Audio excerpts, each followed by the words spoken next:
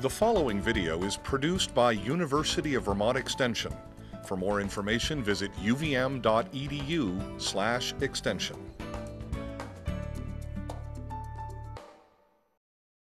So Tom, we're talking about just the typical horse owner. They've had some flooded pasture and or hay fields. What kind of things do they need to worry about as they're looking down in their fields for their safety of their horses? Well, normally in most horse pastures, it's not a sward that's this high. It's more like this. It's a very close sward. The water moving across continued to move, left very little dirt or deposited unless it was a complete silting over. The rains would wash that off. The new growth is going to be pretty much fine there because the horses are not going to go down and eat the dirt. A field like this that is taller is a very different situation because as we look down in here, we have extensive amount of dead material, and when I brought it up, the dirt powdered right off of it. This isn't good for the animals.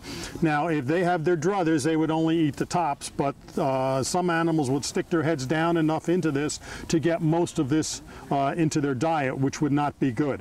If you were going to take this for hay, I would not.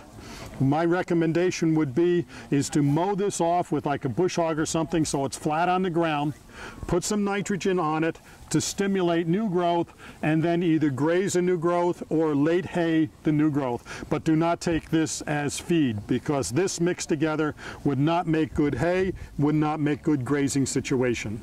Okay, so what about if I'm a horse owner buying hay and I'm afraid it's hay that's been flooded and then processed? How do I tell? What do I look for? Very easy answer is to simply open the bales open, look at the inside of the bale, and every horse owner likes to do this. They break it apart to see if there's dust.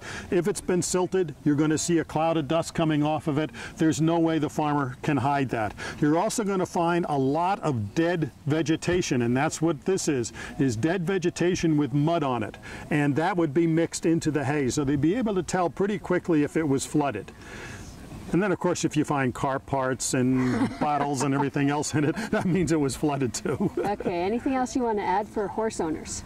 For horse owners, as with any livestock this year, if you don't have your entire feed supply locked in yet, you need to make the decisions now and lock in your feed supply for the winter.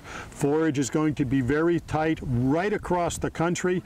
I was recently to the Dakotas. They had bad crops. I had friends of mine in Texas. They had no crops, and then the Northeast has been hit both with the spring and now fall flooding. So if you're going to lock in a forage supply for your animals, you need to do it now. You don't want to wait till last minute in the middle of winter and try to call up your local hay dealer and find something because he may not have anything. So talk to your banker perhaps and let him know that you may need this because of this flood situation and all that ahead of time rather than in February and March. Yes, you want to move now and get all of your ducks in order, both the funding and the purchase of your feed supply so that you can have it on hand.